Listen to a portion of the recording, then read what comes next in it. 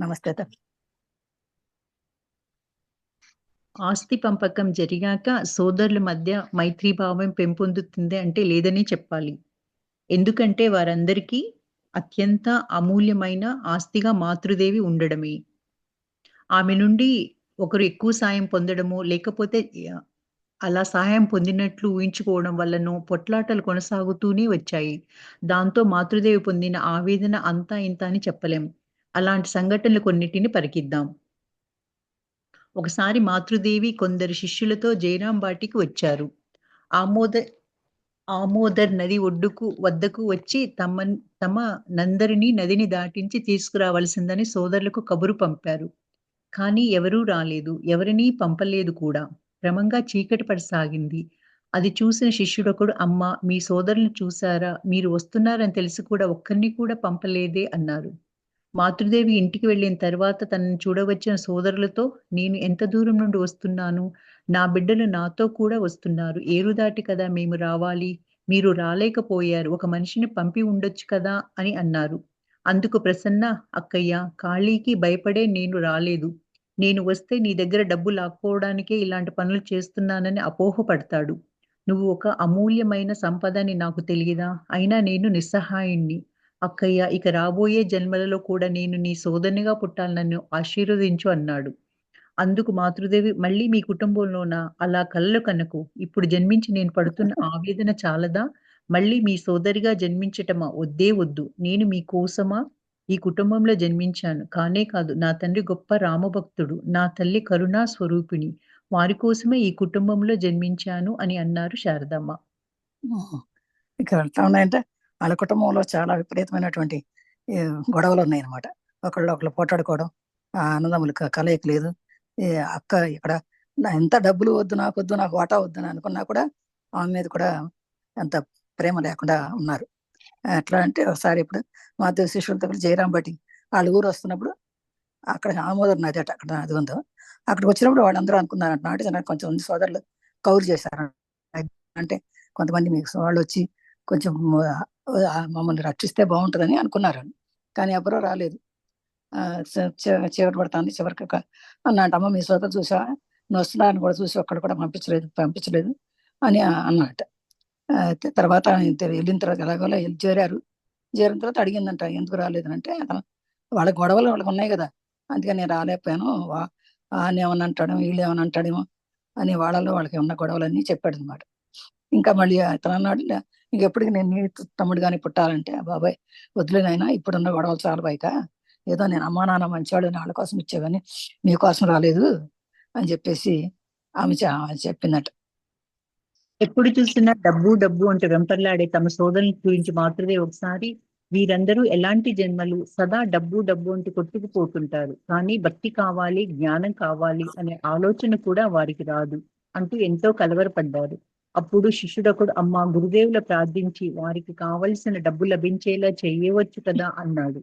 అందుకు మాతృదేవి, "నాయన, వారి కోరికలు తీరేవేనా? ఇస్తూ ఉంటే అడుగుతూనే ఉంటారు. వారి కోరికలకు అంతు లేదు.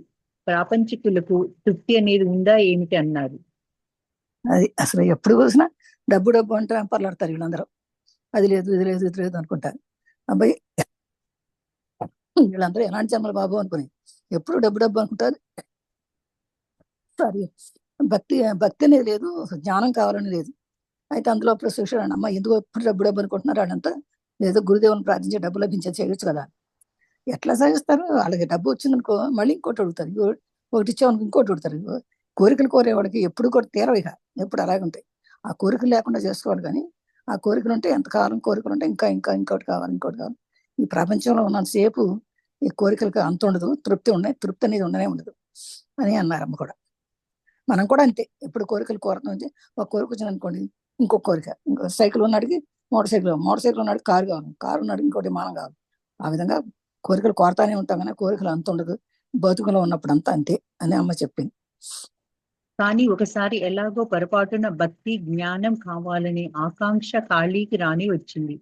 కానీ వచ్చిన వేగంతోనే అది ఎగిరిపోయింది. ఆ సంఘటన ఇలా జరిగింది. మాతృదేవిని దర్శించుకోవడానికి గిరీష్ జయరాం బాటికి వచ్చాడు. ఆయన కాళీతో, ఆధ్యాత్మిక సామ్రాజ్యానికి మహారాణి అయిన మాతృదేవిని సోదరిగా పొందిన తర్వాత కూడా డబ్బు డబ్బు అంటూ ప్రాకులాడటం ఎంతో శోచనీయమన్నాడు. కాళీకి కూడా వెంటనే ఏదో స్ఫురించింది. వెంటనే వెళ్ళి రెండు చేతులు జోడించి అత్యంత భక్తిభావంతో మాతృదేవికి ప్రణమిల్లాడు. మాతృదేవికి అతడి మనోస్థితి బాగా తెలుసు కాబట్టి, కాళీ, ఏమిటి ఇదంతా? నేను గురువును కాదు, దేవిని కూడా కాను, నీ అక్కయ్యనే లే అన్నారు. కాళీకి ఈ మాటలు బాగా తృప్తినిచ్చాయి. ఆ సంఘటన తర్వాత అతడెప్పుడు ఆధ్యాత్మికత అది ఇది అంటూ ఆలోచించిన పాపాన పోలేదు. సో ఒకసారి ఎలాగో పొరపాటున భక్తి జ్ఞానం కానుకున్నానంట అని కాళీకి వచ్చిందంట, ఆ కోరిక వచ్చింది కాళీ అనే తమ్ముడికి. అయితే వచ్చిన హీనత కూడా పోయిందంట. ఎంత వేగంగా వచ్చిందో అది ఆ కోరిక భక్తి జ్ఞానం కావాలి అంత ఎన్నుకొని వెళ్ళిపోయింది అన్నమాట. అందుకని మాతృదేవం దర్శనం వచ్చి జయరాం బడికి వచ్చి ఆ అమ్మని కాళ్ళ మీద పడి బాగా ఇచ్చేసాడు, దండం పెట్టుకున్నాడు. అందుకని అప్పుడు ఆమె అనుకుందంట, అయ్యో ఏంటి కాళ్ళలో ఎంత మార్పు వచ్చింది అనుకుంది. కానీ రెండు చేతులు కడుగుతున్న ఓడించి అత్యం భక్త మాతృదేవి ప్రణమిల్లినప్పుడు మాతృదేవి అందట, అబ్బో వీడి స్థితి చా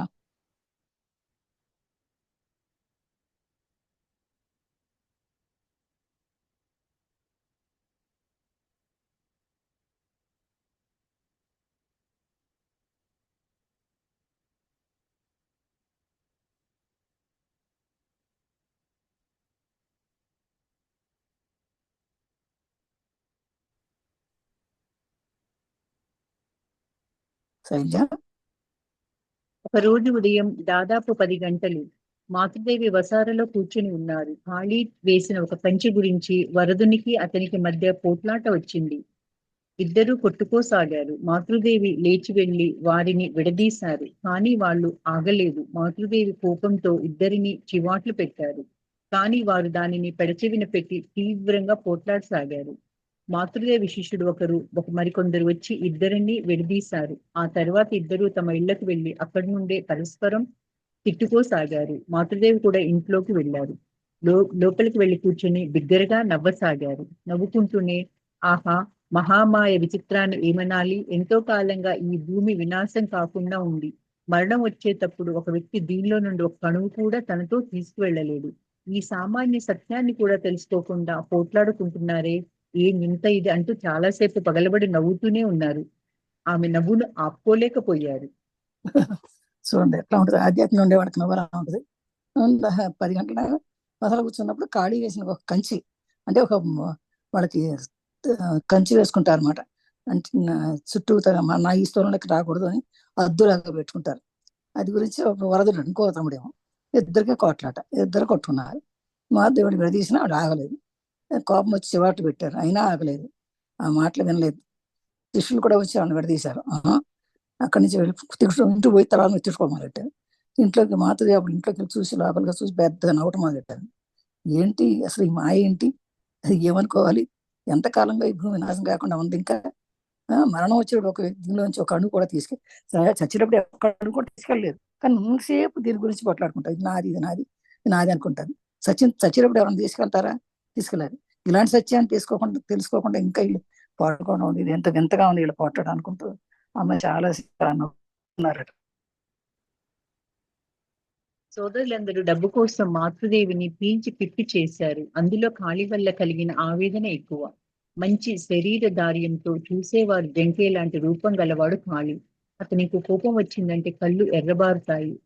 హూ హా అంటూ భయంకరంగా అరుస్తాడు. కుటుంబంలో అందరూ అతన్ని చూసి భయపడతారు. అతనికి ధనాశ కూడా విపరీతం. జగద్ధాత్రి పూజ, గురుదేవులు లేక మాతృదేవి జన్మదినం లాంటి పండుగలలో ఏది జరిగినా బాధ్యతలన్నీ తనకే అప్పగించాలి. ఎందుకంటే ఖరీదు చేసే ప్రతి వస్తువు నుండి కొంత వెనకేసుకుంటాడు. అందుమూలంగా మంచి రాబడి ఎవరైనా అతనికి వ్యతిరేకంగా మాట్లాడితే ఇక అంతే, అన్నిటినీ చల్లా చెదురు చేసి ఉత్సవమే జరగకుండా చేస్తాడు. లేకపోతే మాతృదేవి మనసు నొచ్చుకునేలా ఏదైనా చేస్తాడు. ఒకసారి ఒక ఉత్సవంలో అలాగే ప్రవర్తించాడు. పైగా ఆ రోజంతా ఏమీ తినలేదు. దాంతో మాతృదేవి కూడా ఉపవాసం చేయాల్సి వచ్చింది. ఇలాంటి గందరగోళం జరగకుండా ఉండడానికి ఉత్సవం అంటూ వస్తే దాని బాధ్యతను ఖాళీకి అప్పగించేస్తారు మాతృదేవి. అతడు చేసే దానిలో ఇతరులు తప్పులు పట్టకుండా జాగ్రత్త పడేవారు. అది అదే సోదరులందరూ అందరూ సోదరులు ఒక్కడని కాదు, అందరూ డబ్బుల కోసం మాతో పీల్చి చేసేవారు. అందులో ఈ ఖాళీ అనేవాడు ఇంకా ఎక్కువ. ఎందుకంటే మంచి శారీరక దారిద్ర్యం ఉందట. ఆ రూపం చూస్తే అందరికి భయం వేసినట్టు ఉండేదట. కానీ కోపం రాగానే కళ్ళు ఎర్రబడిపోయి హూ అని భయంకరంగా అరిసేవాడట. అందరూ అతను చూసి భయపడతారు. అతని రూపం అలా ఉంటుందట. అయితే అందుకని ఆమె ఏం చేసేదంటే ధనాశ కూడా ఎక్కువే. అందుకని జగద్ధాత్రి పూజ, గురుదేవులు, మాతృదేవుల యొక్క జన్మదినం అలాంటి పండుగలు జరగాలంటే కొన్ని బాధ్యతలు అతనికే అప్పగిచ్చేవారట. అందుకే ఎందుకంటే ఈ ఖరీదు ప్రతి వస్తువు కొంటాడు, కొన్నప్పుడు దాంట్లో కొంత డబ్బులు వెనకేసుకుంటాడు. అది రాబడి ఎందుకని తను ముందుకు వచ్చేవాడు, మరి చేయడానికి కూడా ముందుకు వచ్చేవాడు. సరేలే చేసుకున్నాడు, కొంచెం వెనకేసుకున్నాడు, అయితే పర్వాలేదులే, ఉత్సవం అయితే బాగా చేస్తాడు కదా అని చూసి చూడకుండా ఊరుకునేవాడు అనమాట. ఇంకోసారి తను మాతృదేవి మనసు నొచ్చిపోయి చేసేవాడు, కానీ ఉత్సవం ఇలాగే ప్రవర్తించేవాడు. కానీ ఆ తర్వాత రోజు ఏమి తినలేదు. ఆమె తినకుండా చేసేవాడు పని కూడా. తినకపోతే ఇక రాత్రి కూడా తినకుండా ఉపవాసం ఉండేదట. అలాగా కాకపోతే ఏ గందరగోళం జరగకుండా చూసేది, అప్పగించేది మాతృదేవతలు చేసేవాడు. ఎవరికి విత్తనలకి ఎవరికి కూడా ఏమి తప్పులు ఎత్తుకోకుండా ఉండేట్టుగా జాగ్రత్త పడేవాళ్ళట. ఇంటికి సమీపంలో ముగ్గురు సోదరులకు చెందిన ఒక స్థలం ఉంది. మాతృదేవి అక్కడే జన్మించారు. మాతృదేవి పుట్టిన ఆ స్థలంలో ఒక గుర్తుగా ఒక రాయిని నాటాలనుకున్నారు కొందరు భక్తులు. అందుకోసం రాళ్లను చదును చేసి తీసుకొచ్చారు. కానీ సోదరులందరూ ఆ స్థలంపై తమకున్న హక్కును వదులుకోవడానికి ఇష్టపడలేదు. అందువల్ల ఆ భక్తులు ఆశించింది జరగలేదు. వాళ్ళు తీసుకొచ్చిన రాళ్లు అలాగే పడి ఉన్నాయి. అప్పుడు జయరాంబాటికి వచ్చిన నారాయణ అయ్యంగారు ఆ చోట మాతృదేవి సౌకర్యం కోసం ఒక బావిని త్రవ్వాలని అనుకున్నారు. ఈ విషయం తెలుసుకున్న కాళీకుమార్ ఆ స్థలంలో తనకు వచ్చే చిన్న వాటాకు చాలా డబ్బు కాజేయాలని పన్నాగం పన్నాడు. కానీ అది జరగలేదు. తర్వాత ఆ చోటును శ్రీ శారదానంద స్వామి మాతృదేవి సోదరులకు పెద్ద మొత్తం చెల్లించి కొనుగోలు చేశారు. తర్వాత ఆ చోట ఒక బావిని త్రవ్వారు. సరే, ఇంటికి సమీపంలోనే ముగ్గురు సోదరులు కలిసిన ఒక స్థలం ఉందంట. సరే, ఆ స్థలం మాతృదేవి పుట్టిన స్థలంగా ఒక ఆయన నాటుతాం, ఫ్యూచర్ లో ఆమెకి వచ్చి ఏమన్నా చేయొచ్చు అనుకున్నారు. కానీ వాళ్ళు ఎందుకు ఒప్పుకుంటారు? ఆ సోదరులు అసలు ఒప్పుకోరు. దాన్ని తీసుకోవడానికి వీలు లేదని చెప్పేసరికి వాళ్ళు ఊరుకున్నారు ఇక. కానీ అప్పుడు జయరాం పట్టుకొచ్చిన ఒక నారాయణ అయ్యంగారు అని ఆయన, లేదు లేదు, ఇది మాతృదేవి సౌకర్యం కోసం ఒక బావిని తవ్వుదాం, పోనీ అక్కడ అందరికీ ఉపయోగపడుతుంది కదా అనుకున్నారట. అయినా ఖాళీ అసలు ఒప్పుకోలేదు. దాన్ని ఆ డబ్బు నాకు ఇచ్చి అప్పుడు తీసుకోండి ఏమని చెప్తే అన్నాడట. అది కూడా జరగలేదు. తర్వాత ఆ చోటుకి ఎప్పుడో తర్వాత శారదానంద స్వామి వచ్చి ఆ మాతృదేవి సోదరులకు అంత పెద్ద మొత్తం చేస్తే వాళ్ళకి అప్పుడు ఆస్తి తీరింది అనమాట. ఈ తర్వాత అక్కడ బావిని తవ్వారంట. రాత్రింబవళ్ళు సోదరుల కుటుంబాలకు ఇలా మాతృదేవి పనులు చేయడం చూసి గిరీష్ ఒకసారి మనమందరము మాతృదేవిని జగన్మాతగా ఆరాధిస్తాం, కానీ ఆ దేవి తమ సోదరులకు ఉదయం నుండి రాత్రి వరకు నిర్విరామంగా పనిచేయడం చూస్తుంటే పూర్వ జన్మలలో వీరందరూ మాతృదేవి కోసం కుటుంబ పెద్ద ఎన్ని కఠోర తపస్సులు చేశారో అనిపిస్తుంది. అందుకే ఇలాంటి మాతృదేవిని తమ సోదరిగా పొందారని వ్యాఖ్యానించారు. రాత్రిమూలలో సోదరుడు కుటుంబాలకు మాతృదేవి పని చేస్తానే ఉండేది. అయితే ఇదంతా చూసినప్పుడు గిరీష్ అన్నాడు, అబ్బా ఇదంతా మాతృదేవిని ఒక జగన్నాథ్ కానిస్తాం మనమందరం కూడా, కానీ ఆ దేవి మాత్రం సోదరులకి ఇంటికి వాళ్ళకి పని చేస్తుంది. ఇదేదో పూర్వజంలో వీళ్ళందరూ కూడా ఏదో గొప్ప తపస్సు చేసి ఉంటారు, అందుకే మాతృదేవి వీళ్ళకి అక్కగా వచ్చిందని చెప్పి అన్నాడు. మాతృదేవి పడిన కష్టాలు అంతటితో ఆగిపోతాయి అంటే లేదు. ప్రసన్న కుమార్ ఇద్దరు కుమార్తెలు నళిని మాకు తమ వంతుగా మాతృదేవికి శక్తి మేర కష్టాలు కల్పించారు. వీరి చిన్నతనంలోనే తల్లిని కోల్పోయిన వారు, అందువల్ల వీరి బాధ్యతలను కూడా మాతృదేవి తీసుకున్నారు. నళిని ప్రతి విషయానికి ఆచారం ఆచారం అంటూ తనను హింసించుకుంటూ మాతృదేవిని కూడా హింసించసాగింది. అందుతో పాటు తనకు పూర్తిగా నచ్చిన వ్యక్తిని పెళ్లి చేసుకుని నిర్బంధానికి లోనైంది. తనను పోషించలేని ఒక పేదవానికి భార్య అయింది మాకు. అందువల్ల వీరిద్దరూ వివాహానంతర తర్వాత కూడా మాతృదేవి దయను ఎదురు చూస్తూనే జీవన గడపాల్సి వచ్చింది. తక్కిన ముగ్గురు సోదరుల పిల్లలు కూడా మాతృదేవి చూపించిన అవ్యాజమైన ప్రేమకు ముగ్ధులై తమ పితరులను మర్చిపోయి మాతృదేవి చెంతనే ఉండసాగారు. వీరు జయరాంబాటిలో మాత్రమే కాకుండా మాతృదేవి కలకత్తాకు వెళ్ళినప్పుడు ఆమె వెంట వెళ్ళారు. సోదరులు ధనాశ, స్వార్థం, సోదర పిల్లలు ఒకరి పట్ల ఒకరు పెంచుకున్న ఈర్ష, ఎప్పుడూ పరిశుద్ధంగా ఉండాలనే నదిని ఆచారపిచ్చి, రాజు పెట్టే సణుగుడు, సురబాల పిచ్చి, ఇవన్నీ కలిసి మాతృదేవికి ఎనలేని ఆవేదనలు కలిగించాయి. సహింపజాలని ఇలాంటి పరిస్థితులలో కూడా మాతృదేవి మనసులో కలవరమో వెగటో చెందక అత్యంత ఓర్పుతోనూ కరుణతోనూ అన్ని దుఃఖాలను భరించారు. ఉమ్, ఇక్కడ ఏంటంటే చాలా కష్టాలు పడారు అన్నమాట వీళ్ళందరూ. ఎట్లా అంటే ఆ ప్రసన్న కుమార్ అంటే ఒక తమ్ముడు, ఆ తమ్ముడికి ఇద్దరు కూతుళ్ళు, నళిని మా అని ఒక ఇద్దరు.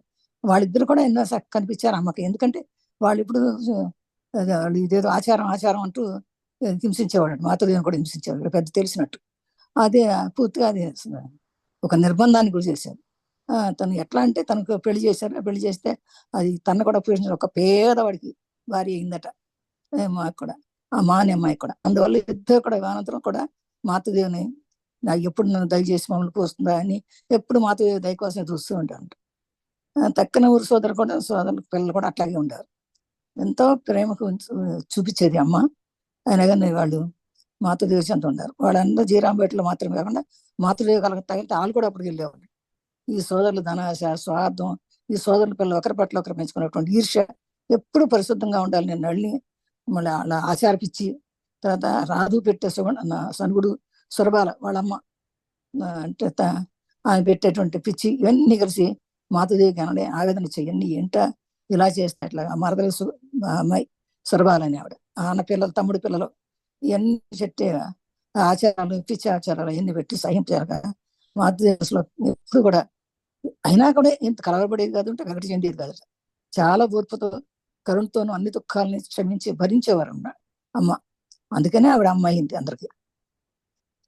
ఇలాంటి పరిస్థితులలో ప్రశాంతమైన జీవితం గడపటం సాధ్యమా అనేది ప్రశ్నార్థకమైనప్పుడు, అలాంటి జీవితం చేపట్టి చూపించడం మాత్రమే కాకుండా తమను ఆశ్రయించిన వేలాది భక్తులను ప్రశాంతతను, ఆధ్యాత్మిక పరమానందాన్ని ధారపోసారు మాతృదేవి. కుటుంబ పెద్దగా మసులుతూ ఆమె గృహస్థులకు సన్యాసులకు గురుదేవిగా వ్యవహరిస్తూ వారిని పురోగింపజేయడాన్ని ఇప్పుడు చూద్దాం. ఎలాంటి పరిస్థితులు కూడా ఆమె మంచి జీవితం గడిపేది. ఎంత బాధలున్నా ఆ బాధలను పట్టించుకుని అందరిలా ఆ బాధలను కూడా మంచిదే అనుకునేదంట ఆవిడ. అందుకని ఎంతమంది భక్తులు ఉన్నారు, తన చుట్టాలు ఉన్నారు, అందరినీ కూడా నా యొక్క బాగుజోగడానికి తను తెలుసుకున్నటువంటి ఆధ్యాత్మికత అంతా దానికి దారపోశారు. మాతృదేవి కుటుంబం ఒక అందరికీ కుటుంబ పెద్దగా, అందరికీ గృహస్థులకు సన్యాసులు గురుదేవుగా అందరు అట్లా వ్యవహరిస్తూ అందరికీ పురోగమించాలని అందరికీ అనుకుంటూ కానీ ఎప్పుడు ఎవరిని నీరసంగా నేర్పుతూ తను ఎంతో సహనంగా ఉంటూ కాలం గడిపారట. గురుదేవి గురువు భగవంతునే గురువుగా స్వీకరిస్తూ హిందూ మతం ఆధ్యాత్మిక జీవితానికి వెలుగు, మార్గము, శక్తి ఆయన నుండి మాత్రమే పొందగలరు. సామాన్యంగా ఈ శక్తి ఒక వ్యక్తి మూలంగా అభివ్యక్తం అవుతుంది. అంటే ఒక వ్యక్తి తపోమయ జీవితం ద్వారాను ఆధ్యాత్మిక సాధనల మూలంగాను తనని అర్హునిగా చేసుకున్నప్పుడు గురు శక్తి అతడిలో అభివ్యక్తం అవుతుంది. అతని ఆధ్యాత్మికోన్నతికి తగినట్లుగా ఆ శక్తి ఎక్కువగానో తక్కువగానో అభివ్యక్తం అవుతుంది. ఇలా ఎవరి నుండి భగవంతునికి గురువు శక్తి అభివ్యక్తం అవుతుందో అతనిని గురువు అని పేర్కొంటారు. అలాంటి వారిని భగవంతుని అనుజ్ఞ పొందిన వారుగా గురుదేవులు చెప్పేవారు. మానవాళికి ఉపదేశించే అర్హత వీరికి మాత్రమే ఉంటుంది. వీరి మాటలు మాత్రమే ప్రజానికం ఆమోదిస్తుంది. ఇలాంటి వారు ఎన్నటికీ వేదిక మీదకి వెళ్లి ప్రసంగాలు చేయడమో, ప్రజలను సమీకరించి తమను గురువుగా పరిచయం చేసుకోవడమో చేయవలసింది లేదు. చేయరు కూడా. అరణ్యంలో ఎక్కడో ఒక మూల వికసించిన మనోరంజిత సుగంధం నలుమూలలా వ్యాపించి తుమ్మిదలను ఆకర్షించేట్లు నిజమైన గురువు శక్తి కార్యోన్ముఖులవుతుంది. జిజ్ఞాసువులు సహజంగానే వారి పట్ల ఆకర్షితులవుతారు. ఈమె మాత శారదామాయి గురుదేవి అయింది. అంటే ఒక గురుమాత అయిపోయింది. వాళ్ళు ఎట్లా ఎప్పుడు భగవంతుడే గురువుగా స్వీకరించింది. ఎప్పుడు భగవంతుడే గురువుగా స్వీకరిస్తే ఏమవుతుంది అంటే అది హిందూ మతమే కాదు, ఏ మతానికైనా సరే ఆధ్యాత్మిక జీవితానికి వెలుగిస్తుంది అనమాట. ఎప్పుడు మనం ఏమనుకోవాలంటే మనకు లోపల మన లోపల ఉన్నటువంటి భగవంతుడు అంటే ఎక్కడో ఏదో రూపం కాదు, గుళ్ళో ఉన్నటువంటి వాడు. ఆ మనలో ఉన్నటువంటి ఆ భగవంతుని గురువుగా స్వీకరిస్తే మన ఆధ్యాత్మిక వెలుగు వస్తుంది, ఒక మార్గం తెలుస్తుంది, ఒక శక్తి ఆయన నుంచే వస్తుందని మనం తెలుసుకుంటాం అనమాట. సామాన్యంగా ఒక రకమైన శక్తి మన లోపల ఉంటుంది, అది అది మనకి బయటకు వచ్చింది అనమాట. అది ఆ వ్యక్తి తపమైన జీవితం ద్వారా కావచ్చు, ఆధ్యాత్మిక సాధన ద్వారా కావచ్చు, ఎక్కడి నుంచో అయినా రావచ్చు. అది ఒక అర్హునిగా తయారు చేస్తుంది అనమాట. ఏది ఈ ఆధ్యాత్మిక శక్తి ఎప్పుడైతే భగవంతుడు నీలో ఉన్నాడు అంటావో వస్తుంది అతల్లో అది అది తప్పకుండా అది తెలుస్తుంది దానికి. ఆధ్యాత్మంలో ఉండే వాళ్ళకి తెలుస్తుంది నాలో ఇంత శక్తి. ఎందుకంటే మనలో ఉన్న శక్తి మనకే తెలియదు. ఆ శక్తి ఎక్కువ ఉన్నది చెప్పలేం కానీ అది ఆ గురు చెప్పడం అన్నది. అలాంటి వారిని భగవంతుని అనుజ్ఞ వారు, భగవంతుడు అనుజ్ఞ పొందిన వాళ్ళే అలా ఉంటారు. అందరితో సమానంగా ఉండాలంటే మామూలుగా ఉండలేరు. ఒకళ్ళతో కోపడతారు, ఒకళ్ళతో ప్రేమిస్తారు, ఒకళ్ళతో ఇది ఆధ్యాత్మం చెందినటువంటి వాళ్ళు మాత్రం అలా ఉండరు. అందరినీ ఒకే రకంగా పెరిగిరు. వెతుకు నేను గొప్పదాన్ని చెప్పేది, ప్రసంగాలు చేయరు, నన్ను చూడండి నా గొప్ప చూడండి. ప్రజలను సంబంధించి తమ గురువుగా పరిచయం చేసుకుని కూడా చేయరు. నేను గురువును, నేను చెప్పినట్టు ఏంటని కూడా చెప్పరాడు. లేకపోతే ఎక్కడో అరణ్యంలో ఎక్కడో కూర్చొని కూర్చొని కూడా ఏమి చూడరాడు. కానీ ఎట్లయితే మనకింత కూడా ఒక సుగంధాన్ని నెలమల్లా వ్యాపించిన ఒక పుష్పం, దాన్ని ఆ పుష్పం ఎక్కడుందో అని 9 పరిగెత్తుకోవచ్చు. ఆ గురువు దగ్గరికి శిష్ణు జిజ్ఞాసులు అంటే జ్ఞానం కావాలని కోరుకునేవాళ్ళు వచ్చి వాళ్ళ మాత్రం ఆకర్షణ అవుతారు అనమాట. అలాంటి వాళ్ళే మన గురువులు అనమాట. అంతేగాని గురువు పరిగెత్తుకుంటూ రాడు. ఆ గురువు యొక్క సుగంధాన్ని చూసి ఎవరికైతే జ్ఞానం కావాలనుకుంటారో వాళ్ళు వచ్చి గురువుని పట్టుకుంటారు అనమాట. ఆ విధంగా మాత ఎంతమందిని ఆకర్షించింది. మంత్ర దీక్ష. మనం భగవంతుని దిశగా వెళ్ళేటప్పుడు కూడా ఆయన కూడా మన వైపుగా వస్తాడు. దీని అర్థం ఏమిటంటే మనలో గర్భితమై ఉన్న స్వత్సిద్ధ దివ్యత్వాన్ని చూసినప్పుడల్లా భగవంతుడు తన వ్యక్తాన్ని చేసుకుని కటాక్షిస్తాడు. మన దివ్యత్వాన్ని గ్రహించటానికి గురువు మార్గం చూపిస్తాడు. దీనినే మంత్రదీక్ష అని అంటారు.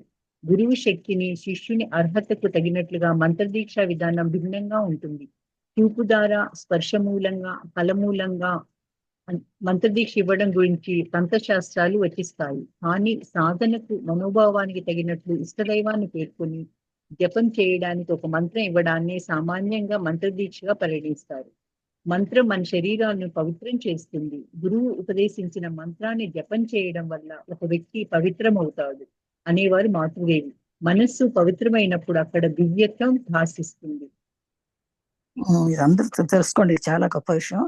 మనం భగవంతుని తీసుకెళ్ళేటప్పుడు అంటే నేను చేసేది ఏం లేదు, నేను చేసే ప్రతి కార్యం భగవంతుడే చేపిస్తున్నాడు, నాలో ఉంది భగవంతుడే అని మనస్ఫూర్తిగా నమ్మిన వాళ్ళు అటు చూస్తే దీని అర్థం ఏంటంటే మన మనసులోని మనలో ఉన్నటువంటి ఆ స్వతసిద్ధమైనటువంటి దివ్యత్వాన్ని మనం చూడాలన్నమాట. మనలో ఉన్నటువంటి స్వతసిద్ధమైన మనలో ఎంతో దివ్యత్వం ఉంది. ఆ దివ్యత్వం లేక మనం లేదు లేదు అనుకుంటున్నాం. మనం ఎప్పుడైతే ధ్యానం చేస్తే ఆ మనలో ఉన్న దివ్యత్వం మనకు కనపడుతుంది. ఆ ఒక్కసారి ఆ దివ్యత్వం చూస్తే భగవంతుడు తనే భగవంతుడు, తనే భగవంతున్నాడు, తన భగవంతుడు కటాక్షించాడు అని చెప్పి తెలుస్తుంది అనమాట. ఎప్పుడైతే మన దివ్యత్వాన్ని గ్రహిస్తామో ఆ గురువు మార్గం చూపిస్తాడు. ఆ మార్గం చూపిస్తే దాన్నే మంత్రదీక్ష అంటారు అనమాట.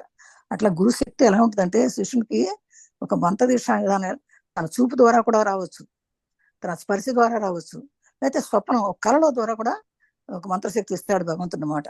అది నమ్మాలి. ఎప్పుడు ఎరుకలో ఉంటే మనకు తెలుస్తుంది అనమాట. అంటే ఎరుక అంటే అలర్ట్ గా ఉంటే ఆ సాధకం నీ ఎవరైతే ఆ భక్తి ఉన్నారో వాళ్ళకి ఆ మనోభావం, వాళ్ళ మనసులో ఉన్నటువంటి ఇష్టదైవాన్ని చూసుకుంటే, ఇష్టదైవాన్ని మనకి ఎంతో మంది దైవాలు అంటారు కానీ మన అందరికీ ఒక్కళ్ళే ఇష్టదైవం ఉంటారు. ఆ దైవాన్ని జపం చేస్తే ఒక మంత్రం సామాన్యంగా దాన్ని మంత్రదీక్ష అంటారు అనమాట. కానీ మన శరీరాన్ని పవిత్రం ఆ మంత్రదీక్ష ఏమిటంటే మన శరీరాన్ని పవిత్రం చేస్తుంది. అంటే శరీరం పవిత్రం చేయడం అంటే ఏంటి? స్నానం చేస్తే శరీరం పవిత్రం అవుతుంది, కానీ మంత్ర ద్వారా లోపల అంతర్ శరీరం పవిత్రం అవుతుందంట. గురువు ఉపదేశించిన మంత్రాన్ని జపం చేయడం వల్ల తప్పకుండా పవిత్రుడు అవుతాడు అనేవారు మాతృదేవి చెప్పేవారు అనమాట. మనస్సు పవిత్రమైనప్పుడు అక్కడ దివ్యత్వం. ఎప్పుడైతే మన మనస్సు పవిత్రం అవుతుందో అంటే వేరే భావాలకు వేరే ఆలోచన రావు. వేరే ఆలోచన రాకుండా ఉన్నప్పుడు మనలోని దివ్యత్వం మనకు కనపడుతుందన్నమాట. ఈవెన్ ఎప్పుడైనా సరే మనం కళ్ళు మూసుకొని ధ్యానం చేస్తే ఏ ఆలోచన రానప్పుడు మనలోనటువంటి మన భగవంతుడు మనకు కనపడినప్పుడు మనలో దివ్యత్వం వస్తుంది. ఒక దివ్యత్వం వచ్చినప్పుడు మనం ఏదైనా సాధించగలం. ఎందుకంటే మన లోపల మానవుడు అంటే మానవుడు కాదు, మానవుడు మాధవుడు. ఆ మాధవుడు అనే శక్తి మర్చిపోయాం మనం యాక్చువల్గా మనం వచ్చిన భగవంతుడు వచ్చాం. ఆ వచ్చినటువంటి కానీ మనం ఏమో మర్చిపోయి మానవుడు అనుకున్నాం. అందుకని భగవంతుడు మనకు శిక్ష చేస్తున్నాం. శిక్ష ఇవ్వట్లేదు, భగవంతుడు మనకు ప్రతి నిమిషం శిక్షణ ఇస్తున్నాడు. శిక్షణ ఎంత మనం అనుకుంటాం కదా, అబ్బా నేనేం తప్పు చేశానో భగవంతుడు శిక్ష వేసాడు అనుకుంటాం. అది తప్పు.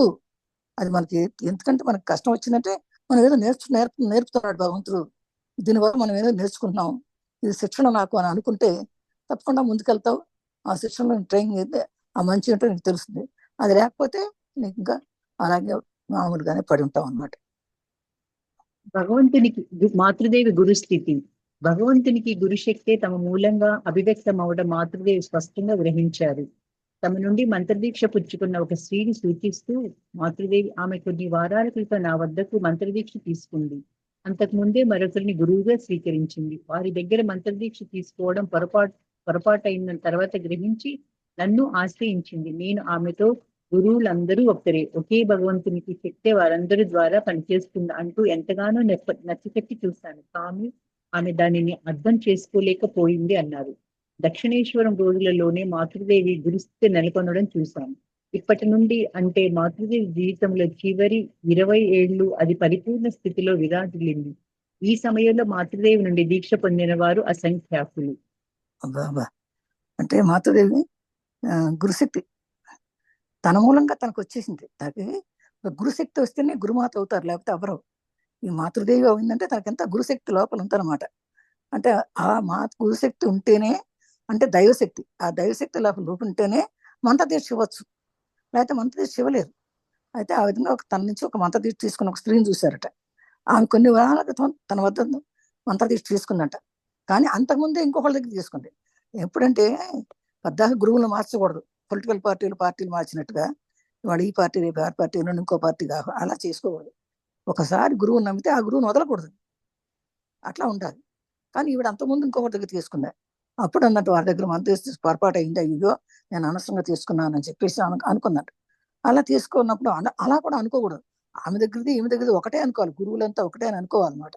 అనుకునే భగవంతుడి శక్తి అందరికీ అలా పనిచేస్తుంది అని కూడా ఇంత అమ్మ చెప్పిందంట. నువ్వు బాధపడబాక, పర్లేదు తీసుకుంటే గురువులంతా ఒకటే, భగవంతుడు ఒకటే అని చెప్పినా కూడా అర్థం చేసుకోలేక అర్థం చేసుకోలేకపోయేదట.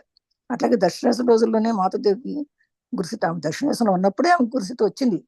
కానీ అప్పటి నుంచి ఆ మాతృదేవి జీవితంలో చివరి 20 ఏళ్ళు కూడా పరిపూర్ణ స్థితిలో రాజింది.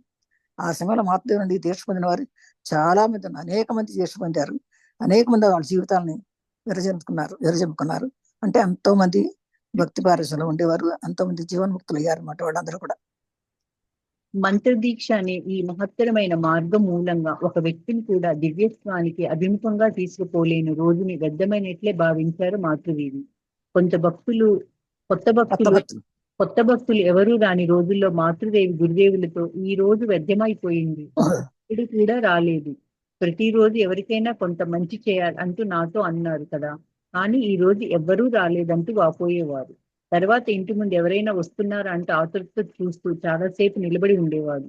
మళ్ళీ గురువుల వద్దకు వెళ్ళి కన్నీరు మున్నీరై, ఓ భగవంతుడా, అలా ఎందుకు జరిగింది, ఈ రోజు వ్యర్థమైపోవాల్సిందేనంటూ ఆవేదనతో అడిగేవారు.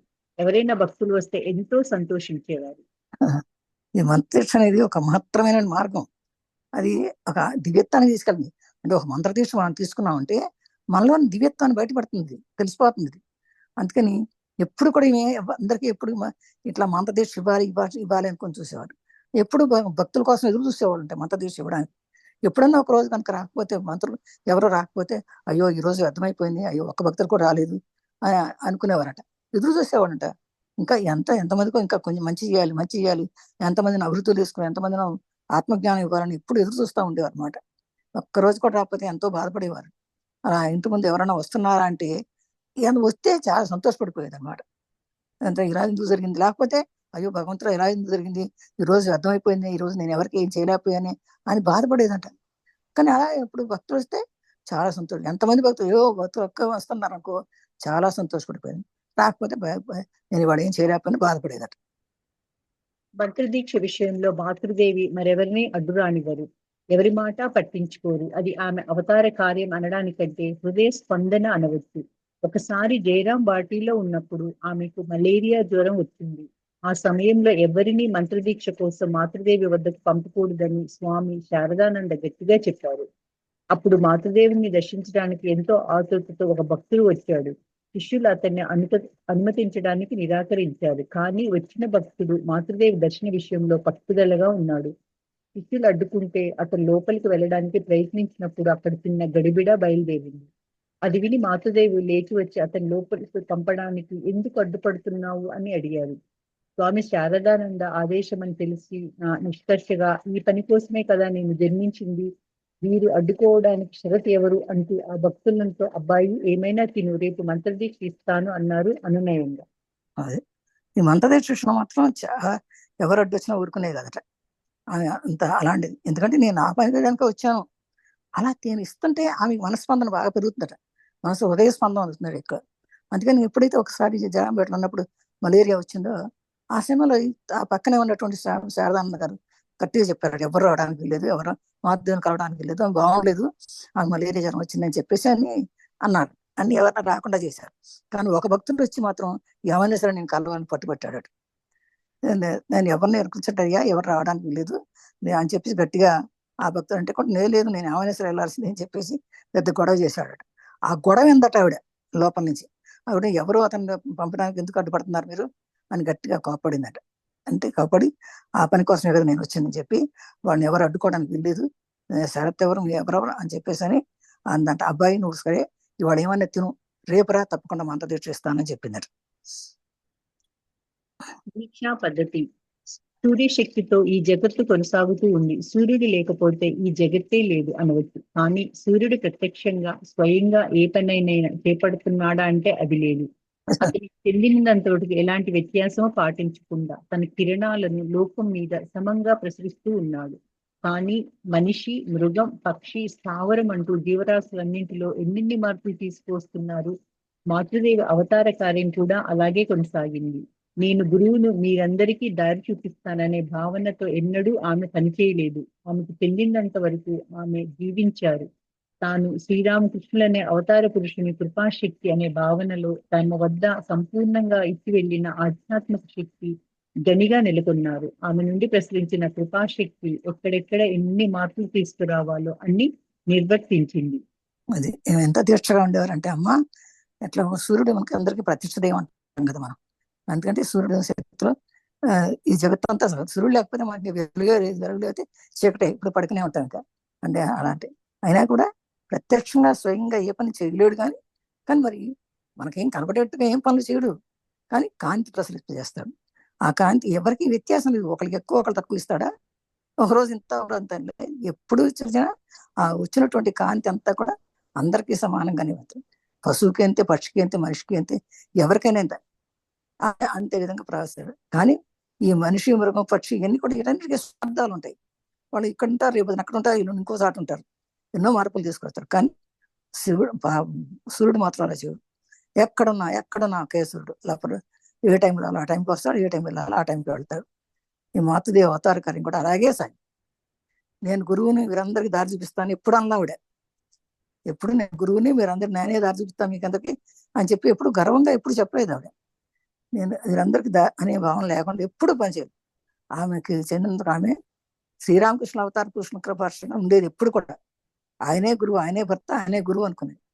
తన సంపూర్ణంగా ఆధ్యాత్మిక శక్తి గనిగా తెచ్చుకున్నారు. ఆమె నుండి ప్రసన్న కృపాశక్తి ఎన్నో మార్పులు తీసుకురావాలని అనుకున్నారు. ఈ ఉన్నటువంటి గురుశక్తి అంతా కూడా ప్రతి ప్రజలకి బోధించాలని అన్నమాట. అంతే ఆమె అందరినీ ఇందులోకి తీసుకురావాలనేటువంటి తన శక్తిని అందరికీ పంచింది ఆవిడ. ఎక్కడైతే సూర్యుడు పంచుతాడు, వెలుగును పంచుతాడో, అలాగే అమ్మ జ్ఞానాన్ని పంచింది ప్రతి ఒక్కరికి కూడా. అందువల్ల మంత్రదీక్ష ఇవ్వడం అనేది తన అవతార కార్యం, తమ జీవితంలో అంతర్భాగమైపోయిందని కార్యమని మాతృదేవి గ్రహించిన తాముగా ఎవరిని ఆహ్వానించలేదు. నా వద్దకు రావలసుకున్న వారు ప్రాపంచిక బంధాలను తెంచుకొని తమంతట తామే వస్తారు. నేను వారికి ఆహ్వానం అందించవలసిన పని లేదు అన్నారు. పరోక్షంగానే జీవించారు. బహుకొద్ది మంది మాత్రమే గురుదేవి ఆమెను ఎరుగుదురు. ఆమెకు చెందినంత వరకు గురుదేవులు మాత్రమే యథార్థ గురువు. తమ పని భక్తులను గురుదేవుల వద్ద చేర్చడం అంతే. గురుదేవులు వారిని పంపిస్తున్నారు, నా వంతు ఇందులో ఏమీ లేదు. ఆయనే వీరందరినీ ఆశీర్వదిస్తున్నారు. నేను ఆయన పరికరాన్ని మాత్రమే అనేవారు మాతృదేవి. అబ్బా, ఈమె మాతృదేవి వచ్చిన ఎట్లా అంటే ఆమె ఒక అవతార కార్యం ఇది. ఎందుకంటే తన ఈ కార్యం కోసమే తను పుట్టింది. తనలో అంత ఉన్నది ఆ కార్యం చేయాలని. తను ఎవరిని ఆహ్వానించలేదు. కానీ నాయకులు తెలుసుకున్న వాళ్ళంతా కూడా ఎలా రావాలంటే ప్రాపంచం మంది దాన్ని వదులుకొని రండి, అప్పుడు వాళ్ళకి ఆహ్వానించేది అనమాట. ఇప్పుడు ఎవరైనా అంతే, ఆధ్యాత్మిక అందరూ కూడా అదే చెప్తారు. మీరు ప్రాపంచంగా ఉండి నాది నాది నాది అనుకుంటే నేను చెప్పేది మీకు అర్థం కాదు అని చెప్పేది. చాలా కొద్ది మంది తెలుసుకుని గురుదేవుని తెలుసుకున్నారు. గురుదేవి గాని గురుదేవి ఈవిడ మామూలు మనిషి కాదని తెలుసుకోవడానికి కొంతమందికే తెలుసు. ఆమెకు చెందినంత వరకు గురుదేవులు మాత్రమే యథార్థ గురువు. ఆమెకి ఎవరు గుర్తు? ఆమె గురుదేవులు రామకృష్ణ పరమహంస మాత్రమే తన యథార్థ గురువు అని చెప్పి తను అనుకునేది. అట్లాగే తన పని భక్తులకు గురుదేవుల వద్ద చేర్పి తన పని ఏమనుకుందంటే, ఎవరైతే భక్తులు వస్తారో ఆ భక్తులందరినీ గురుదేవుల వద్దకు పంపించాలి. గురుదేవులు వారిని పంపిస్తున్నారు నాకు, నేను మళ్ళీ గురుదేవులకు పంపించాలి, వీరందరిని ఆశీర్వదిస్తాను అని నేను ఒక పరికరాన్ని మాత్రమే. నేను శారదాదేవిని, నేను ఎక్కడి నుంచో జీరాం బట్టి వచ్చాను కాదు. నేను గురుదేవులకి దగ్గర ఉన్నటువంటి ఒక పరికరాన్ని, ఒక పనిముట్టు నేను. ఎవరంటే మాతృదేవి. మంత్రదీక్ష ఇచ్చే విషయంలో మాతృదేవి పాత్ర సంప్రదాయాలను, పూజలను, కర్మాచరణలను అతి తక్కువగా పాటించేవారు. మంత్రదీక్ష ఇవ్వడానికైనా ప్రాథమిక విధులను పాటించేవారు, కానీ తమకంటూ కొన్ని పద్ధతులను ఏర్పరచుకున్నారు. సాధారణంగా కాశీలో ఎవరికి మంత్రదీక్ష ఇచ్చేవారు కాదు. కాశీ పరమేశ్వరుని చోటు, అక్కడ ఆయన మాత్రమే గురువు అనేవారు. అదేవిధంగా గురుదేవులు జన్మదినోత్సవం నాడు కూడా ఎవరికి మంత్రదీక్ష ఇవ్వరు. సామాన్యంగా తమ కుటుంబంలోని వారికి కూడా మంత్రదీక్ష ఇవ్వరు. వేరే ఏం కావాలి, ఇక్కడ పుట్టింటే చాలు అనేవారు. కానీ ప్రసన్నని భార్య అయిన సువాసిని ఎంతో ప్రాధేయపడిన తర్వాత మాతృదేవి ఆమెకు మంత్రదీక్ష ప్రసాదించారు. తర్వాత మాకు, భూదేవ్, అతడి భార్య, రాజు, మన్మథ్ ప్రభుతులు కూడా మంత్రదీక్ష ఇచ్చారు. వీరందరిలోనూ సువాసిని మాతృదేవి పట్ల అత్యంత భక్తిభావం ప్రదర్శించింది. ఇలాంటి కొన్ని నిబంధనలను తప్ప ఆమె ఎలాంటి శాసనాన్ని, సంప్రదాయాలను పాటించలేదు. పరిస్థితులకు తగినట్లు పూజ చేసేటప్పుడు మంత్రదీక్ష సమయంలోనూ కర్మాచరణను తగ్గించుకోవడమో, పూర్తిగా తీసివేయడమో చేసేవారు. మరణ సూతకం బహిష్ట రోజుల్లో కూడా కొందరిని కొన్ని సందర్భాలలో పూజ చేయడానికి అనుమతించడము, మంత్రదీక్ష ప్రసాదించడము కూడా చేశారు. పూజకు ముందు తేనీరు లాంటి పానీయాలు తాగడానికి, మాంసాహారులకు ఎప్పటిలా వాటిని తీసుకోవడానికి కూడా అనుమతించారు. ఎందుకంటే ఆత్మకు శరీరానికి ఎలాంటి సంబంధము లేదు, మైల అనేదంతా ఒట్టి మాటలు అనేవారు మాతృదేవి. చూడండి, మాతృదేవికి ఈ పాత సంప్రదాయాలు ఎక్కువ పాటించేవారు కాదు. అంటే మంత్రదీక్ష ఇవ్వడానికి కొన్ని ప్రాథమిక విధులు ఉండేవి. ఏంటంటే తనకంటూ కొన్ని పద్ధతులు ఏర్పరచుకున్నారట. ఎందుకంటే సాధారణంగా ఇప్పుడు కాశీ వెళ్ళారు అనుకోండి, కాశీలో తనకు మంత్రదీక్ష ఇచ్చేవాడు కాదట. ఎందుకంటే కాశీలో ఒక్క పరమేశ్వరుడే ఉన్నాడు కనుక ఆ పరమేశ్వరుడే ఇస్తాడు, నేను ఇవ్వకూడదు అనుకునేవారు అంటారు. ఇక్కడ ఆయన మాత్రమే గురువు, అందుకని గురుదేవ్ ఆయన ఇచ్చేవారు కదా, మంత్రదీక్ష ఇచ్చేవారు కదా. అదేవిధంగా గురుదేవుల జన్మదినం కూడా ఇచ్చేవారు. ఎందుకంటే గురుదేవులే ఇస్తారు, గురుదేవుల జన్మదినం కనుక ఆయనే ఇస్తారు అని మంత్రం ఇచ్చేవారట. ఆయన ఉంటే ఇంకేం కావాలి మనకి అనుకునేవారట. అలాగే ఇక్కడ పుట్టాము చాలు అదే అను. కానీ ప్రసన్న అంటే తన తమ్ముడు, ఆ తమ్ముడు భార్య అయిన సువాసిని ఎంతో ప్రాధేయపడిందంట తనకి ఇమ్మనమని, మంత్రదేశం కావాలి అని చెప్పి ఎంతో ప్రాధేయపడితే ఆ తర్వాత ఇచ్చిందంట, ఆమెకు కూడా ఇచ్చారు.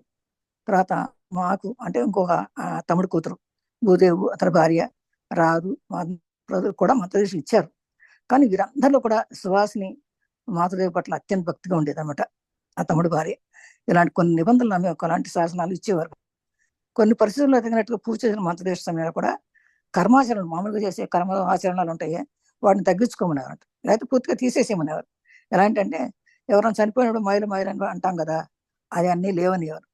అలాగే ఆడవాళ్ళకి బహిష్ట సమయం ఉంటుంది కదా, అలాంటప్పుడు కూడా ఏం పర్లేదు చేయొచ్చు అని చెప్పేవారు. ఎందుకంటే శరీరానికి ఏం లేదు, ఇది మనసుకు సంబంధించింది కనుక మనసు వేరు, శరీరం వేరు. అందుకని అది ఏమన్నా అట్లాగే తినేటప్పుడు తాగేటప్పుడు కూడా పూజకు ముందుగా తేనె పానీయాలు అంటే తాగొచ్చు అని చెప్పేవారట. మాంసాహారం కూడా మానేయమని కూడా ఎప్పుడు చెప్పేవారు కాదు. ఎవరికి ఇష్టమైతే వాళ్ళు ఏది తినచ్చు. ఆత్మకి శరీరానికి సంబంధం లేదు, శరీరం తింటది, ఆత్మ తెలుసుకుంటే చాలు అని. ఆత్మ వేరు, ఒకసారి తెలుసుకున్నారంటే వాళ్ళే మానేస్తారని ఎవరిని బలవంత పెట్టేవాళ్ళు కాదట. ఇవన్నీ మనం అందరూ చెప్పడం, మైలు అనేదంతా కూడా ఒక ఒట్టి మాటలు, మైలు అనేది ఏమీ లేదు అని ఖచ్చితంగా చెప్పారు. ఎందుకంటే ఎవడో అక్కడ చచ్చిపోతే మనం ఇప్పుడు చూడండి, మనం ఇండియాలో ఎవరు చచ్చిపోతారు, ఇక్కడ వచ్చి ఇక్కడ స్నానం చేస్తాం మనం, ఏమన్నా అర్థం ఉందా దానికి అసలు? అందుకని అతడిది మాత్రం ఒప్పుకునేవారు కదా అలాంటి వాటికి. మంత్రదీక్ష ఇవ్వడానికి ఇదే తగిన స్థలం అంటూ ప్రత్యేకంగా ఏ స్థలాన్ని ఆమె ఎన్నుకోలేదు.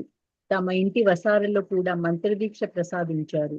యువకుడైన భక్తుడొకడు స్వతంత్ర పోరాటంలో పాల్గొని పోలీసుల నిఘాలో ఉన్నందువల్ల అతన్ని జయరాం బాటి తమ ఇంట్లో ఉంచుకోవడానికి వీలు పడలేదు.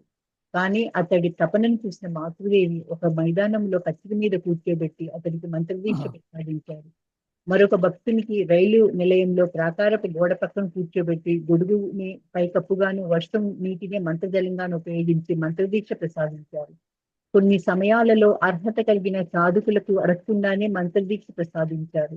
8-10 సంవత్సరాల పిల్లలు కూడా మంత్రదీక్ష కావాలంటూ ప్రాధేయపడినప్పుడు గోలాప్ మా ప్రభుతులు వారించినా కూడా వారికి మంత్రదీక్ష ప్రసాదించి ఆశీర్వదించారు. ఆ, ఈ మంత్రదీక్ష కూడా కొన్ని తగిన ప్రత్యేకమైన స్థలాలంటూ ఏముండే కాదు. అయ్యో వసారాలు కూడా ఇచ్చారట. ఒక భక్తుడు స్వాతంత్ర పోరాటంలో పాల్గొని రాలేకపోయాడంట. అయితే జయరాంపేటలోకి వెళ్ళి తన ఇంట్లో తీసుకోవడం వీలు పడకపోతే అతన్ని చూసి ఆ మాతృదేవి అంటే ఆ మైదానంలోకి వెళ్ళి ఒక పచ్చి బయలు మీద కూర్చోబెట్టుకోవడం తెచ్చిచ్చిందట. ఇంకోసారి రైలు ప్రాకార గోడ కింద పక్కన కూర్చోబెట్టి గొడుగు పెట్టి అక్కడ వర్షం నీటితో మంత్రం చేసిందట. కొంత సమయాల్లో అర్హత కలిగినటువంటి సాధకులు ఎవరిని, వీళ్ళు అర్హత కలిగిన వాడు, ఈయన చాలా భక్తి వాడు, ఈయనకి ఆధ్యాత్మిక శక్తి ఉంది అనుకునే వాళ్ళకి వాళ్ళు అడగకపోయినా మంత్ర తీర్చి ఇచ్చేవారట. అంతేకాదు 8-10 సంవత్సరాల పిల్లలు కూడా కొంతమంది వచ్చి మాకు మంత్ర తీర్చి ఇవ్వండి అని అంటే కొంతమంది అఘోరామ అలాంటి వాళ్ళు వద్దు, వాళ్ళు ఇవ్వకూడదు అలాంటి వాళ్ళకి అని చెప్పినా కూడా లేదు లేదు ఇవ్వచ్చు, అలాంటి వాళ్ళు అడిగేవాళ్ళు కావాలి నాకు అనుకుని అలాంటి వాళ్ళకి కూడా మంత్ర తీర్చి ఇచ్చేవారట అమ్మ. ఒక రోజు ఒక వ్యక్తి సాష్టాంగ పడి మాతృదేవి పాదాలు పట్టుకుని మంత్రదీక్ష ప్రసాదించమని మనసులోని ప్రార్థిస్తూ విలిపింపసాగాడు. మాతృదేవి అదే చోట నిలబడి అతనికి మంత్రదీక్ష ప్రసాదించారు. తమ బాల్య స్నేహితురాలికి పరుపు మీద పడుకుని మంత్రదీక్షనిచ్చారు. అలా మాతృదేవి కరుణకు సంప్రదాయపు క్రతువులు ఎన్నడూ అడ్డుపడలేదు. సామాన్యంగా ఉదయం పూజ ముగిసిన తర్వాతే మాతృదేవి మంత్రదీక్ష ఇచ్చేవారు. మంత్రదీక్ష పుచ్చుకునే వారు ముందుగానే అనుమతి పొంది ఉండాలి. దీక్ష ఇవ్వడానికి అతి తక్కువ సేపే పడుతుంది. ఒకసారి శిష్యుడొకడు స్వామి శారదానందతో మాతృదేవి మంత్రదీక్ష ఇవ్వడానికి 2 నిమిషాలే పడుతుంది, కానీ మీరు అరగంట కంటే ఎక్కువగా తీసుకుంటారు ఎందుకు అని అడిగారు. అందుకైనా మాతృదేవి విషయమే వేరు. ఆమె ఒక వ్యక్తిని గురువుదేవులకు అర్పించడానికి అతన్ని స్పృశిస్తూనే లేక తలుచుకుంటేనే చాలు. నేను గురుదేవులకు నా శిష్యులకు అప్పచెప్పడానికి ఆయన స్వీకరించి తెలుసుకోవడానికి చాలాసేపు ధ్యానం చేయాల్సి వస్తుంది అన్నారు. శిష్యునికి తగిన మంత్రం మనస్సులో వెంటనే స్మరించడం కూడా మాతృదేవి చొప్పున దీక్షనివ్వడానికి కారణమై ఉండవచ్చు. రోజు ఒక భక్తుడు సాష్టాంగ నమస్కారం చేసి మంత్రదీక్ష అని ప్రార్థించాడు. ఏడుస్తున్నాడు. అప్పుడు ఆమె నిలబడి చోటే మంత్రదీక్ష చేశారంట. ఇంకేం ఆలోచించలే. ఆయన ఏడుపు చూసి ఆయన అంతరంగా ఆమె చూసుకుంటుంది. వాడు అంతరంగ స్థితి ఎలా ఉంటుందో చూసుకుని అక్కడికక్కడే ఇచ్చేసిందట. అలాగే తన బానిసేతురాలు కూడా పరుపు మీద పడుకునే మంత్రదీక్ష చేసిందట. ఇలా మాతృదేవి కరుణకు సంప్రదాయాలకు క్రతువులకు ఎన్నడూ అడ్డు లేదు. ఇక సాంప్రదాయం ఈ టైంలోనే ఇవ్వాలి, ఆ టైంలో ఇవ్వకూడదు, వెనకముందే ఇవ్వాలి, అట్లాంటివి ఉన్నాయి ఏమీ ఉండవట. వాడు నియమ నిబంధనలు ఉండేవి కావు. కానీ వాళ్ళ ఆత్మశక్తి చూసి వాళ్ళకి ఇచ్చేదనమాట. అలాగే సామాన్యంగా అసలు మామూలుగా అయితే అంత రోజు ఉదయం పూజ ముగిసిన తర్వాత మంత్రదీక్ష ఇచ్చేవారు అందరికి ముందు రమ్మనమని ఆ పూజ అయిపోయిన తర్వాత ఇచ్చేవారు. కానీ మంత్రదీక్ష పుచ్చుకునేవారు ముందుగానే అనుమతి పొంది ఉండాలి. అంటే మొట్టమొదటి అమ్మ మాకు వాళ్ళు ఇస్తావా, పలానా రోజున ఇస్తారని చెప్పి ముందుగానే అనుమతి తీసుకొని వస్తాడు. దీక్ష ఇవ్వడానికి అతి తక్కువ సేపు పడుతుందట. మంత్రదీక్ష ఇవ్వడానికి కూడా చాలా తక్కువ ఉంది. ఎందుకంటే ఒకసారి సీత అన్నాడంట, స్వామి శారదానంత అన్నట్ట, మాతృదేవి మంత్రదీక్ష ఇస్తేనే 2 నిమిషాలు ఇస్తుంది, కానీ మీరు మాత్రం అరగంట సేపు తీసుకుంటారు ఎందుకు అని అడిగాడు. అప్పుడు అన్నాడట శారదానంద అన్నారట, మాతృదేవి విషయం వేరయ్యా, నా విషయం వేరు. ఆమె వ్యక్తిని గురుదేవులకు అర్పించడానికి, అంటే ఒక వ్యక్తిని గురుదేవులకు అప్పచెండి అంటే గురుదేవుల్లో ఉన్నటువంటి ఇచ్చినట్టు మాతృ భక్తిని ఈమె అతనికి ఇస్తుంది అనమాట.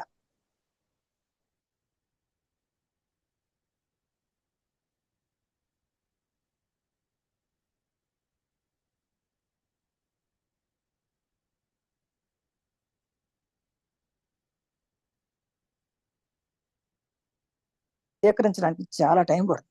నేను చాలాసేపు ధ్యానం చేస్తే కానీ గురుదేవులు నాకు కనపడరు. ఆ గురుదేవులు నాకు కనపడితే అప్పుడు నా భక్తులు నేను గురుదేవులకు అప్పచె ఉంటానంటే నాకు టైం పడుతుందయ్యా, నేను అమ్మలాగా చెప్పి ఖచ్చితంగా చెప్పాడు అనమాట.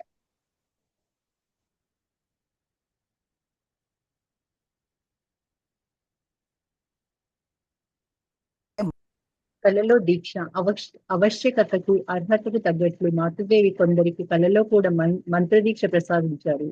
ఉపదేశించాడు. ప్రత్యక్షంగాను ఛాయాచిత్రంలోను మాతృదేవిని చూసినప్పుడు కొందరు స్వప్నంలో సాక్షాత్తు జగన్మాతగా చూసి ఉన్నారు. కొందరు స్వప్నంలో ఆమె నుండి పూర్తిగానో కొన్ని సమయాల్లో పాక్షికంగానో మంత్రం పొందిన వారు. అంతేకాదు వారందరూ మాతృదేవిని ప్రత్యక్షంగా దర్శించి మంత్రదీక్ష తీసుకున్నప్పుడు స్వప్నంలో పొందిన అదే మంత్రాన్ని ఆమె ఇవ్వడం గమనించారు.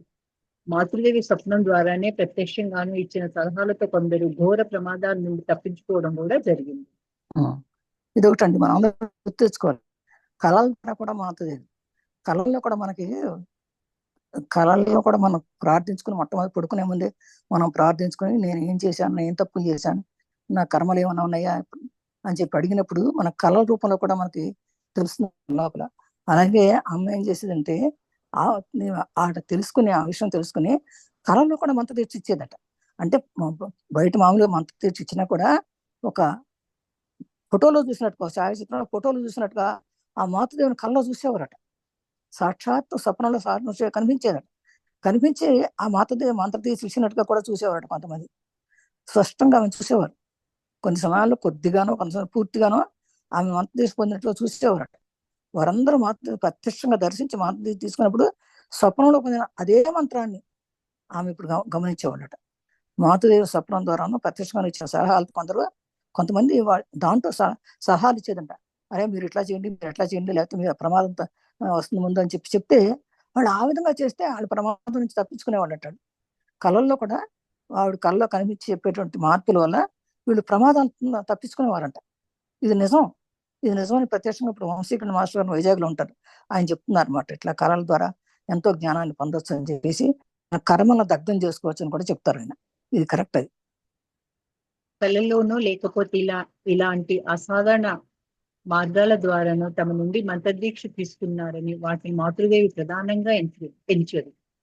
వారందరికీ ప్రత్యక్షంగా మంత్రదీక్ష ఇచ్చే సమయంలో తమ అంతరాళల నుండి వెలువడే మంత్రానికి అనుగుణమైనప్పుడు మాత్రమే వాటిని ఉపయోగించుకోమని చెప్పేవారు. అనేక సందర్భాలలో అనుగుణంగా ఉండేవి, కొన్ని సమయాలలో అనుగుణంగా ఉండవు. అలా అనుగుణంగా లేనప్పుడు స్వప్నంలో పొందిన మంత్రానికి తోడుగా మరొక మంత్రం ప్రసాదించేవారు, లేకపోతే కొద్దిగా మార్పు చేసి ఇచ్చేవారు. దానిని ఉపయోగించవద్దని కొందరు హెచ్చరించేవారు కూడా. కృష్ణ కుమారి మాతృదేవి నుండి మంత్రదీక్ష తీసుకోవాలని ఎంతో ఉబలాట పడింది. కానీ ఎన్నిసార్లు ప్రయత్నించినా ఏదో కారణం వలన ఆమె మాతృదేవి వద్దకు వెళ్ళలేకపోయింది. ఈ సమయంలో ఆమె ఒక రోజు స్వప్నంలో మాతృదేవి నుండి ఒక మంత్రం పొందింది. ఆ తర్వాత ఆ మంత్రాన్ని జపం చేయసాగింది. కానీ ఎందుకో ఆ మంత్రం తనకు సరిపడడం లేదని అనిపించింది. కొన్ని రోజుల తర్వాత ఆమె మాతృదేవి వద్దకు వెళ్లి తన స్వప్నం గురించి చెప్పింది. అది విన్న వెంటనే మాతృదేవి, అమ్మాయి, ఎవరో నిన్ను నాశనం చేయాలని చూస్తున్నారు, అందుకోసమే ముగ్గురు దేవతల పేరుతో నీకు ఈ మంత్రం కళ్ళలో ఇప్పించారు. వీలైనంత త్వరలో నువ్వు ఆ మంత్రాన్ని మర్చిపో, నువ్వు ఇక్కడికి వచ్చేసావు కాబట్టి ఇక భయపడవలసిన అవసరం లేదన్నారు. తర్వాత కొత్త మంత్రాన్ని మంత్రదీక్ష ప్రదానం చేశారు. అబ్బా చూడండి, కళలోనే లేకపోతే కాలాంటి ఒక అసాధారణ మార్గాల ద్వారానో మంత్రదీక్ష తీసుకున్నారని వాడు మాతృదేవి ప్రధాని చెప్పేవారట. ఏదో ఒక అసాధారణ స్థితిలో కూడా వస్తాయి మంత్రదీక్ష. ఎట్లా అంటే వారందరికి ప్రత్యక్షంగా మంత్రదీక్ష చేసే సమయంలో తను స్థానంలో నుండి వచ్చే మంత్రానికి అనుగుణంగా మాత్రమే. అది మంత్రదీక్ష ఇవ్వడం అంటే ఊరికే ఏదో మంత్రం 4 మాటలు చెప్పడం కాదు. మంత్రదీక్ష ఇవ్వడం అంటే ముందు అమ్మ లోపలికి వెళ్ళిపోవాలి. లోపలికంటే అంతరాళంలో లోపలికి వెళ్ళిపోతుంది. అంత ధ్యానం నిశ్చల స్థితిలోకి వెళ్ళిపోతుంది. ఆ నిశ్చిత వచ్చినప్పుడు తనకు వచ్చే మాటల వల్లే మంత్రం ఇవ్వగలుగుతారు అనమాట. అది మాత్రమే ఉపయోగపడుతుంది. కానీ మామూలుగా చెప్పి అనేక సందర్భాల్లో కొన్ని చెప్పారు, కొన్ని చాలా అనుగుణంగా ఉండేవి. అనుగుణంగా లేనప్పుడు స్వప్నంలో పొందడానికి కూడా మంత్రం ప్రసాదించేవారట. కొన్నిసార్లు బాహ్యంగా చెప్పలేకపోతే కళగా చెప్పించేవారట మంత్రాన్ని. కొంచెం మార్పు చేసి మరీ చెప్పేవారు. కొన్ని ఉపయోగించమని, కొన్ని ఉపయోగించవద్దని కూడా చెప్పేవారట. అలాంటి వల్ల ఒక కుసుమారి అనే ఆవిడ కూడా మంత్రి తీసుకోవాలని ఎంతో ఉపలాట పడినప్పుడు ఎన్నిసార్లు చిన్న ఆమెకి ఏదో కారణంలో భక్తి భావంలో కంటే ఇప్పుడు పుస్తకం చదివి దీనిలో జ్ఞానం పొందాలంటే అర్హత ఉంటేనే వస్తుంది. ఇప్పుడు 9 మంది వచ్చాము, మనం 9 మందికే ఉంది అర్హత అన్నమాట. అలాగే అనమాట. ఇది కూడా బయట కూడా అంతే. అలా ఒక రోజు స్వప్నంలో మాతృదేవి ఇచ్చి ఒక మంత్రం పొందిందట. ఆ మంత్రాన్ని జపం కానీ తనకి ఎన్నో ఇబ్బందులు వస్తున్నాయి. అప్పుడు తర్వాత అప్పుడు ఇట్లా అదే వెంటనే అమ్మ అందుకు అలాంటి రూపంలో వచ్చారు నీకు, కానీ అది ఇంకా కుదరదు. ఈ మంత్రం ఇప్పించు, వీలంత వరకు ఆ మంత్రం మర్చిపోతాం. పర్లేదు ఇప్పుడు వచ్చేసి కొత్త మంత్రదేశ ప్రదానం చేశారట, అప్పుడు ఇచ్చారట సరైన మంత్రాన్ని ఆవిడకి. అంటే ఆవిడ అప్పుడు అర్హత కలిగిందనమాట. అది ఇచ్చారు. అర్హత లేకపోతే రాలేరు. అర్హత ఎప్పుడు వస్తుందో కూడా మనకు తెలియదు. మన ఆధ్యాత్మిక ఎదిగినప్పుడే మనకు అర్హత వస్తుంది. ఇప్పుడే మంత్రదీక్ష చేసుకోవడానికి వీలవుద్ది అనమాట. గిరీష్ జీవితంలో మాతృదేవి స్వప్నంలో మార్గదర్శిగా కటాక్షించడానికి గిరీష్ ఘోష్ జీవితంలో ఒక సంఘటన చక్కని ఉదాహరణ అవుతుంది. గిరీష్ గురుదేవుల గృహస్థ భక్తుడు, శిష్యుడు, సుప్రసిద్ధ నాటక ప్రయోక్త, కవి, త్రాగుబోతు, దర్శీలుడైన అతడు గురుదేవుల దివ్యానుగ్రహంతో పావనమయ్యాడు. అందువల్ల గురుదేవుల పట్ల అతనికి అచంచలమైన విశ్వాసం, మాతృదేవి పవిత్రమైన వారు, గురుపత్ని అని మాత్రమే అతనికి మాతృదేవి పట్ల మర్యాద, మన్నన ఉండేవి. కానీ మాతృదేవి ఆధ్యాత్మిక అత్యున్నత స్థితి పొందిన వారు, గురుదేవుల కృపాశక్తి అనే యథార్థం అతడికి తెలియదు. స్వప్నంలో ఒక శివ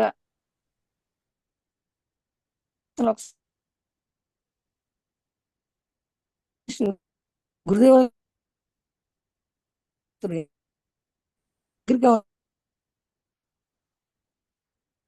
ఆయన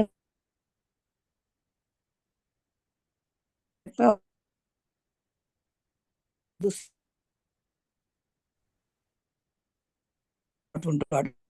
గురు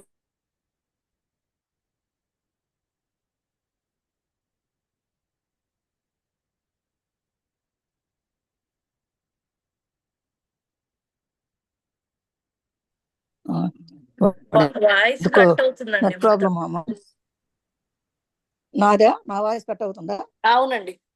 లేదు లేదు, ఇప్పుడే ఎందుకో నెట్ పోయినట్టుందమ్మా, అందువల్ల అలా అయింది. అది